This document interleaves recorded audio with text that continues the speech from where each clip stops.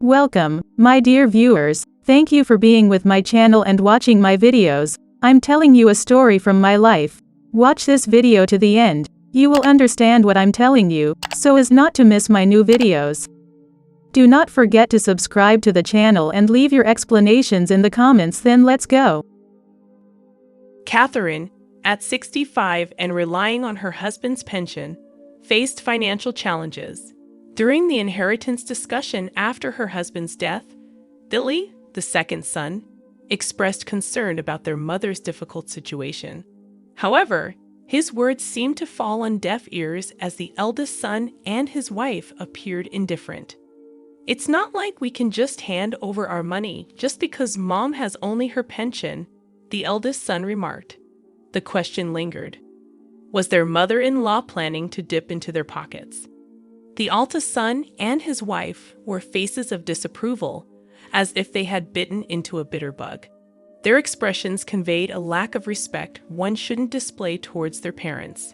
"Stop trying to leech off us. It's a nuisance. The pensioner should keep to herself, except for weddings and funerals. Stay out of our business," they retorted. Billy intervened, chiding them, but Catherine, feeling the weight of their disrespect, couldn't stand it any longer. She calmly told the eldest son and his wife, "I understand what you're saying. Let's sever our ties. My name is Catherine, and I'll be turning 65 this year. I live with my retired husband, a kind and considerate person. We've supported each other for a long time, blessed with 2 children, Dan and Billy. Recently, we plan to renovate our aging house and hope to live with Dan and Rebecca after the renovations." When I proposed the idea to Dan over the phone, he hesitated, expressing reluctance. "If you have enough money to renovate, why not share some with us?" came Rebecca's comment from the background. It was clear living together was seriously impossible for them. "I see, let's forget about this conversation. The eldest son and his wife are always like this. For some reason, they act superior and display a cold attitude towards us." After I hung up the phone, I conveyed Dan and the others' feelings to my husband just as they were. My husband wore a somewhat lonely expression but spoke up cheerfully. "Can't be helped for our old age. Let's just make the renovations for accessibility so we can live by ourselves." Following that decision, our home was remodeled as we wished and reborn as a house with a barrier-free design. Several months after the renovation was completed, we were scheduled to have a meal with both our eldest son and his wife and our second son and his wife. First to arrive was our second son Billy and his wife Anne. Anne, a thoughtful person, handed me a hostess gift and immediately came to the kitchen to help. "Mother-in-law, you are always so good at cooking." "Oh, thank you. I'm grateful for your help, Anne." As we were chatting, the eldest son and his wife arrived. They sat heavily on the sofa and demanded that tea be brought to them. Really, they have no consideration. "Exactly. We are guests here. Hurried up." As I was about to place the tea in front of them, silently, Billy approached Dan from the side. "Dan, can't you do at least that much by yourself? You shut up." At Dan's intimidating words, I sighed. Billy and his wife were kind to us, but even towards such kindness, Dan was overbearing. However, the reason we called these siblings this time was because there was an important matter to discuss. The dinner party started, and Dan, eating in a grumpy manner, spoke up. "Hey, Dad, since you called us here, you must have some business, right? Spit it out." Indeed, my husband looked at me, so I gave a small nod. "The truth is, it has been found that I have lung cancer." Billy and his wife showed genuinely surprised expressions. Both the eldest son and his wife's facial expressions didn't change much. "Dad, cancer? What's the current situation?" "I'm going to be hospitalized starting next week. They told me the cancer has spread all over my body, and I've got about 6 months left." "That can't be. Well, Dad, anyway." Dan muttered as if it was someone else's business. Rebecca chimed in. "Well, you can't beat age, right? Mine uncle quickly passed away from stomach cancer too." Her thoughtless words irritated me, and I couldn't help but raise my voice. "Would you two just stop it, Catherine? It's fine, but..."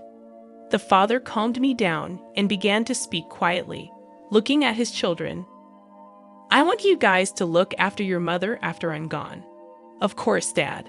We'll take care of Mom, so don't worry.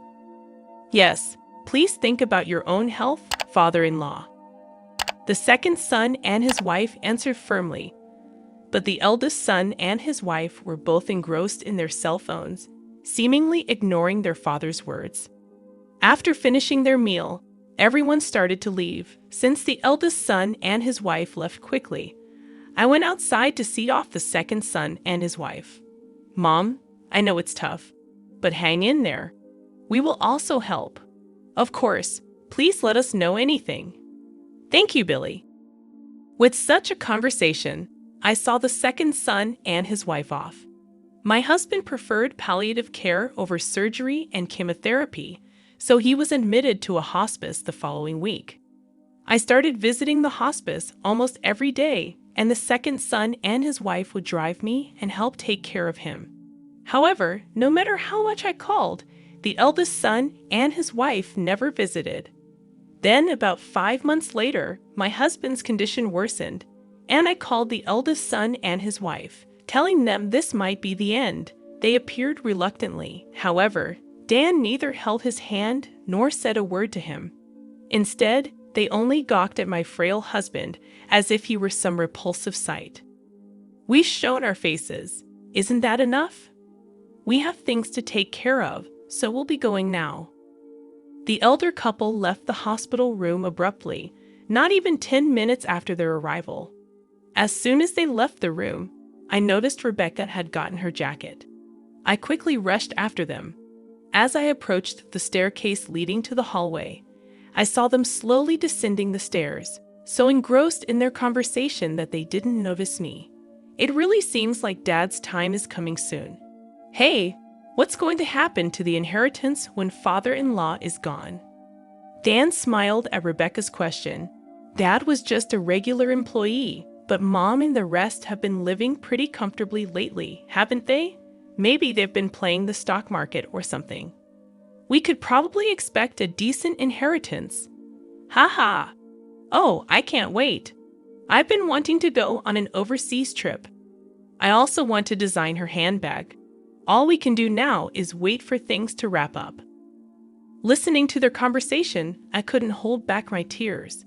I found it impossible to share this heart-wrenching revelation with my husband.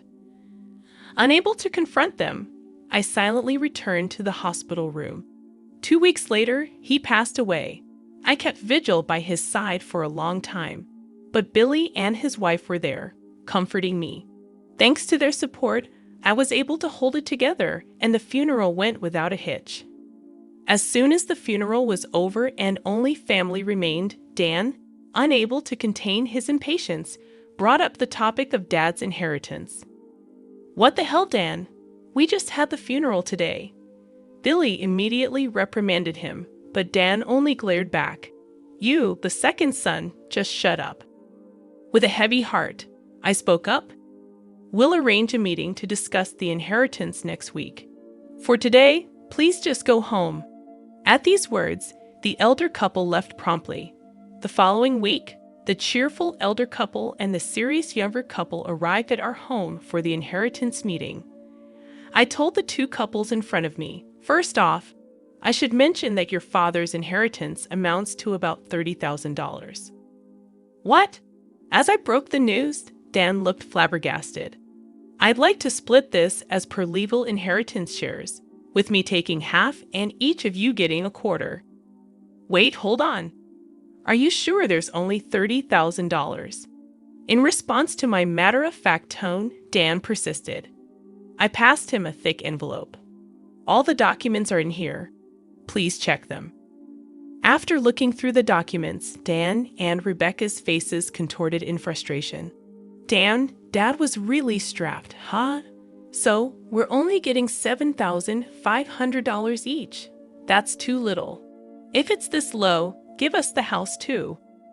At the clearly dissatisfied couple, Billy responded in an angry tone. Our mother is still living in that house. We don't care. It's because you wasted money on renovations that we're left with nothing. That's right. If the inheritance is this small, give us the house too. I calmly conveyed to the irritated couple that this house was meticulously renovated by their father for us to spend our old age here. I won't just hand it over. I'll keep it as long as I live. What? It's not fair for you to keep everything to yourself. Dan glared at me, his fury suggesting he might lunge at me. Cool it, Dan. Billy restrained him. Your father was worried about Mom until the end. You might not understand it, Dan. Billy spoke softly while looking at me, still stirred up. Mom, we're going to announce our inheritance. You should take our part too. Dad would rest easy knowing that Billy's wife nodded beside him. There's no need to worry, Billy, I assured him. But Dan and Rebecca interjected again. If they don't want to give their part to us, we'll gladly take it. That's impossible. Mom's living on her pension. It's tough. We who are working even a little should be supporting her. Billy sincerely scolded his older brother and his wife, but his words didn't seem to affect them at all. Wouldn't you say support? Just because she's only got her pension doesn't mean we can just give our money away. Exactly. Or perhaps mother-in-law was planning to siphon off our money from the beginning. The older couple looked at me with an expression as if they had just chewed on a bitter bug. Their eyes were not the kind one should direct at a parent. Stop behaving like a parasite. It's a nuisance. Old ladies living on pensions should keep out of everything except for weddings and funerals. Just stay quiet. Hey, stop it now, Billy scolded them. But I had my head down, clenching my fists. Not only did they wish for my husband's death, but they also complained about the inheritance and even called me a parasite. I wondered where I had gone wrong in raising him. Tears welled up in my eyes with regrets, but I couldn't lose my composure here. I gathered my feelings and said very calmly to Dan and Rebecca, I understand what you're saying. Let's sever our ties. When I said that, the older couple looked surprised for a moment, but quickly broke into a smirk.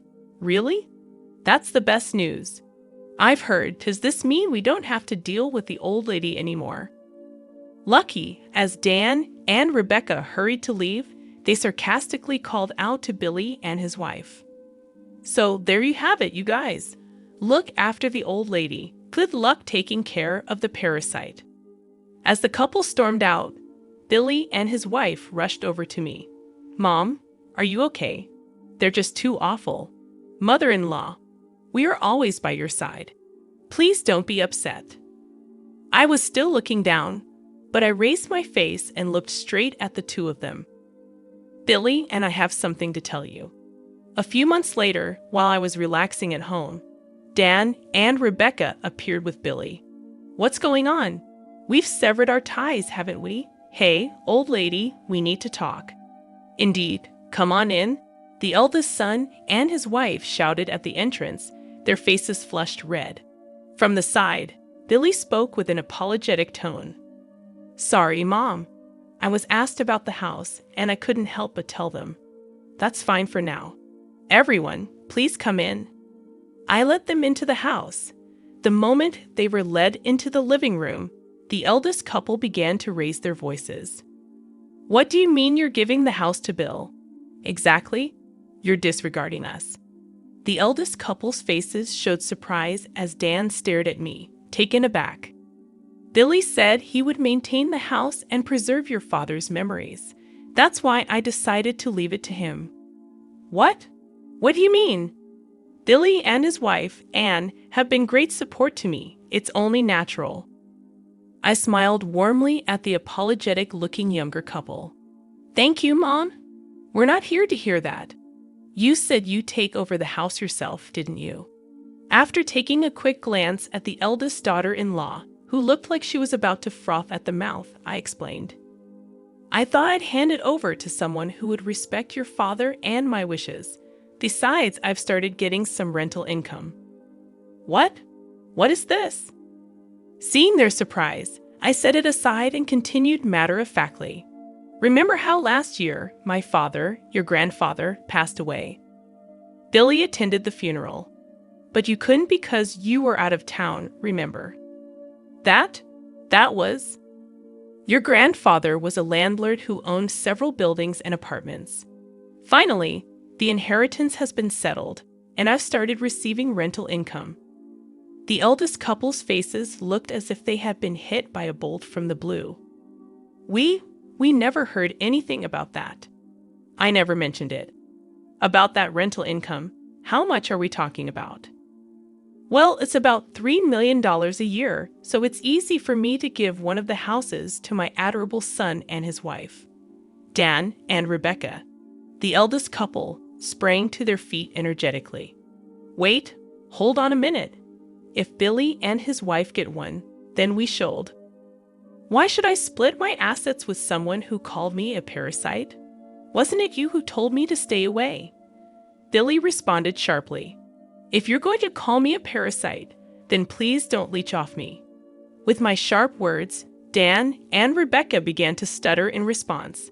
I glared at them both and pointed to the door. All right, the conversation is over. Please go home now. Wait, hold on, Mom. Please listen to me.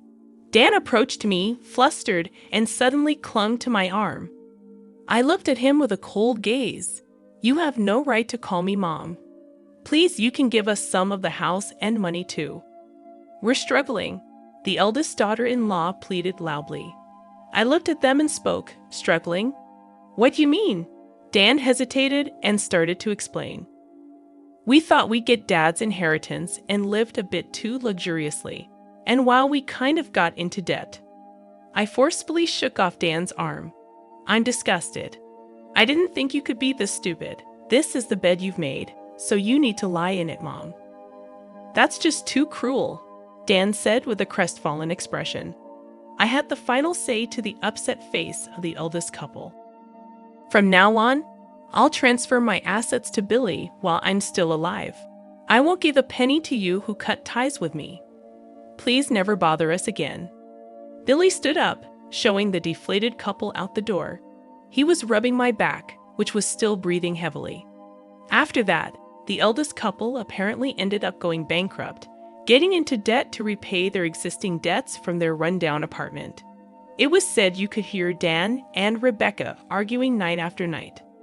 For them, who couldn't manage this simple act of cherishing their family, a decent future probably isn't in the cards.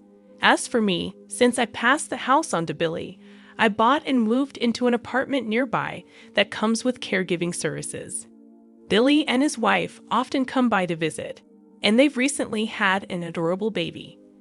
I want to continue building a good relationship with Billy's family and cherish each and every day.